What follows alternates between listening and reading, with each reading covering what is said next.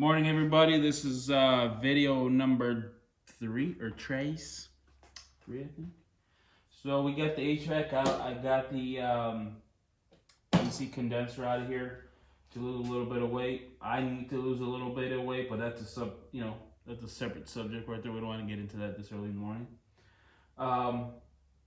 We got the heater core that's going to come out, so I can put a new one in there just in case, because I at least want to have a defroster if there's a cold track there, whatever the case is. So we have that. So in this video, what we're trying to do is put on the Darrell Cox Racing slave cylinder. Now this is some really good quality stuff here, guys. So it's all braided, and it's kind of like, I wouldn't say a quick disconnect, but kind of yes. So this is going to be going to the transmission. This is the tricky part. This is pretty sweet because it's billet, but here's actually the actual slave cylinder itself. So here's the reservoir, obviously, a little bit of this. So tricky part is how we're going to mount the slave cylinder in a car that wasn't supposed to have a slave cylinder. And I talked to Michael Baird, which is the other guy that, my PA guy. He has some really good ideas that he did. I'm going to try him out and just kind of see how it works out for me. We've already been taking a little bit of the insulation off, the sound deadening stuff off, and it's been working out pretty well. But I want to see what I can do in order to make this happen. There's not a lot of room there, but I believe that with a little bit of fab work, we can do that. Now I'm going to show you what I did. So we got, I made a little piece of template of a cardboard that fits exactly as soon as you slide it in to that. So this is my template right here as far as how we're gonna go about it. So it's gonna be a little tricky, but I'll try to do as much of a step-by-step on you guys so you guys get the gist of what we're trying to do here, what we're trying to accomplish. Like I said, it's just tight, man. I'll show you in another video, just a close-up of the actual space that we have to work with, and then that's what went with the SRT brake booster and the SRT master. That's a separate conversation and so, because we're going to put a proportioning valve and some other stuff. We'll talk about that, down the road. But for now, let's try to get this situation situated. All right, guys, just like we talked about in the previous video, we took a lot of the stuff out, the HVAC systems out. So there's a gaping hole where the AC stuff still went through that was still inside the dash. We are going to do like a carbon fiber plate that is basically surrounds that area with some nice rib nuts. That'll kind of close up that hole. But right now, I'm not super worried about that right now. This is the SRT brake booster, SRT master cylinder. Now, the tricky part is that this only has 2 ports, so we're going to have to get a proportioning valve to really help us out to get some brake lines going to the rear and keep everything equalized from the front and rear. So the proportioning valve is really going to help us out there. Here's what I was talking about tight space. We literally have to use this area right here to mount that master for the little clutch master cylinder. So we're going to be putting that in there. I'm going to show you what we got inside so far so you can kind of get the gist of what's going on.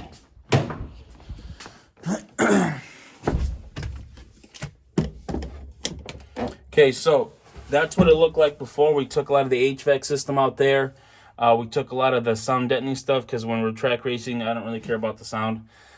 We still have to remove all this stuff here, but we'll get to that. This is what it looks like now. Right here is what it looks like after we did all that. So to take some of that heat, to take some of that sound deadening stuff that's in here, the best thing I found to use, usually a lot of people use dry ice, but dry ice vertically, it's not going to work. So use a MAP torch right here. I got this at Farm and Fleet. That's usually where the hardest working people in America go, so I kind of want to keep going there because it makes me feel better about myself. And then we have this area here. After we took it out, we removed everything out of there. And then there's a little bit like a residue that's in like a yellowish residue. So I took some brake clean and let it like marinate there for a second and then just wiped it off, and it came out really, really well. I was actually surprised how clean it looked. There's no residue anymore. It's just super, super clean. Now that gives us a clean surface to work on. And that's my biggest thing. I like just to work on a nice clean area, nice clean surface, so that'll help us out too. FYI though, if you decide to clean it with brake clean, which I believe is probably the best way, or sometimes curb cleaner is more aggressive, that works too. If you decide to go that route, keep in mind, leave the doors open, make sure you're in a nice ventilated area, because you're going to get high as a kite and then you're going to fall asleep in the car and then you're going to have a bad day. So don't do that. Make sure that you do everything as safe as possible. Get a nice ventilated area so that you don't get tired, fall asleep, and then that's a separate issue on its own. So this is what we got going. This is what we got working with right now. Show you what we have to work with for the small space. So our master cylinder for the clutch is going to kind of going right around here, this little small area. You can see there's also curvature of where like the body line goes in, so that's going to be kind of tricky. We're going to try to make it as straight as possible. That's the plan, as straight as possible, so that we connect everything here accordingly and the pedal works as it should. But we're going to do some mock-up. I'll kind of give you guys an idea how to go about that. Once I'm done, we'll kind of go from there, and then down the road we'll start cleaning this area up a little bit. It's not that bad, guys, so don't be intimidated by cleaning that stuff up. Down here though, this sound deadening stuff, yeah, we're probably going to use dry ice for this stuff. This stuff's pretty, I mean, it's super easy just to put dry ice and knock it all out. That you know, that'll be easy. But for right now, here's how we're going to do it. Alright guys, after measuring and looking stuff over, I think our best bet is using the old quick release hole. This was the old trans cable for the clutch. This is where your main harness goes in. So we're going to use this hole right here. Now the hood quick release, we're actually going to use a different style. We're going to probably use the pins going forward. We're not going to be using the hood latch itself. So that's not a big deal. But after measuring and marking stuff out, I think the best bet is if we use that hole, a little bit of an angle there, and do some we're going to reinforce it, obviously. We're not just going to put it where the bolt right there, the bolt right there. We're going to actually, let me get a close-up shot. Oh, that's better. We're going to reinforce it so that it's going to look like, hopefully like this area right here, and then we're going to put like a plate around there so it reinforces it, because you have all this force going from the clutch. I mean, your foot itself is pretty strong. I mean, so just consider that option, because this is pretty still. I mean, it's not super thin, but I would say it's 1/8 inch metal, 1/4 inch metal back here. So you want to reinforce it. So I think I'm going to go for that, and then use that hole, round it out a little bit and make my marks where I want it to be at. And I think we're money. I think that's the plan. So I think we're going to go with that and go from there.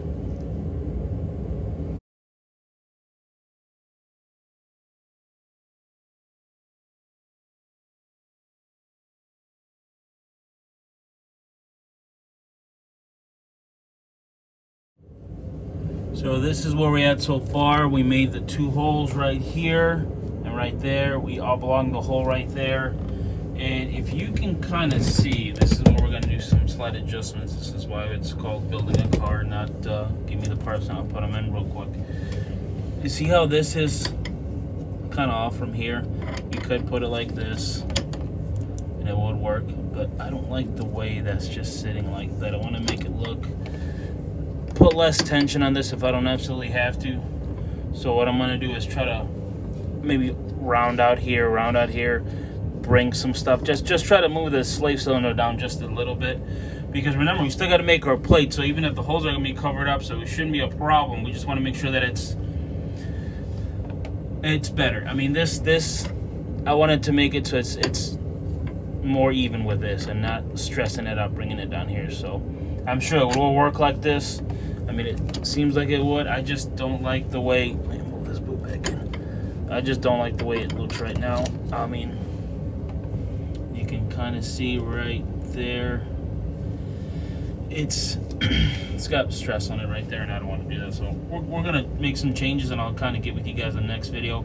I can't really film that much of the how-to of grinding it out. It's simple stuff to do, but there's not a lot of room between, I'll show you what I got going on for room. It's literally right here, driver door to here. There's no room racket. Even if I do it in the background, you won't be able to see what I'm doing anyways, but I'm trying to make it so you guys can understand what we're trying to do here.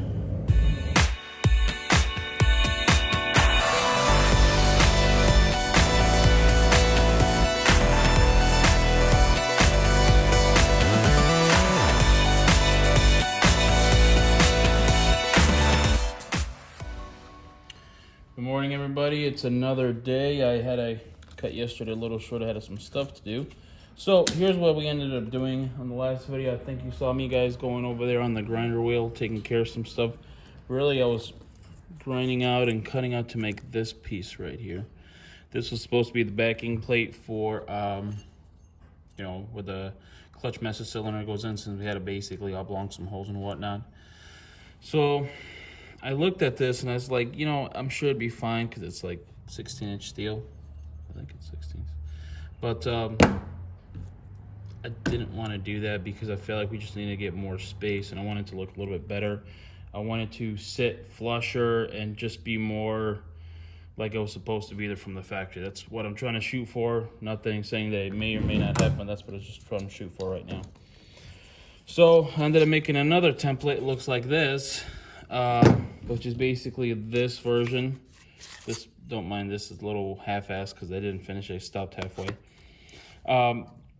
Like that. So I want to have more plate so that it's basically can spread out the amount of pressure you're about to put onto the clutch pedal. So then I came up with that, cut everything out. I didn't show you this part because it took a while. I mean, we're talking 2 hours to just do this part. It's maybe a lot for some, but you know, for me, it was just I needed to oblong this hole a little bit. Technically, it's gonna sit like this when on the inside of the car, on the driver's side. The holes, and I had to make this over, you know, trial and error a couple times, make this round, and this is etched out so that it's for where the engine harness is going to go through that bigger hole over here. So I just want to make sure that it looks as OEM as possible. I am not a fabricator by any means of anything, but I'm trying, you know, to kind of show you what we try to do here. So here's what it looked like. It was a flat stock piece of steel, so I grinded everything off, cleaned it up, and then I put a coat of primer. Then this is the exact same color that the neon is, which is, I think it's called nitro blue. I had a rattle can left over, so I just kind of did that and put a, you know, coat of clear. So this basically what it's going to sit like when it sits in there like this, and I'm pretty happy with it. It's not, you know, it's better than this. Like this is kind of small, and I feel like this will just basically be able to take the abuse that we're about to give it back and forth, back and forth, back and forth. So yeah, and then I want to show you something that we had to do. So see if I can get it to right there's the holes that we had to make. Now right here I used an air hammer to basically go in there and just bang it down a little bit so it sits, so it would go back here, so it would sit more flush as far as get the master.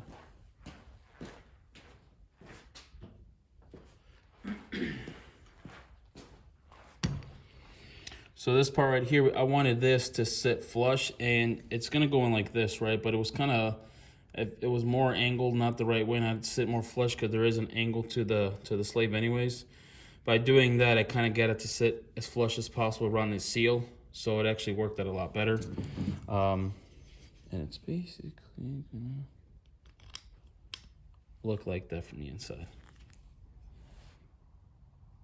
So I'm gonna install this, and then as soon as it's installed, I'll give you guys a video of it and show you what the whole process was installing it and everything else. So, but yeah, this is this. Remember, we started with this one. I just didn't like it after all. I just feel like it wasn't gonna cut it. Like, I just don't feel like this was enough.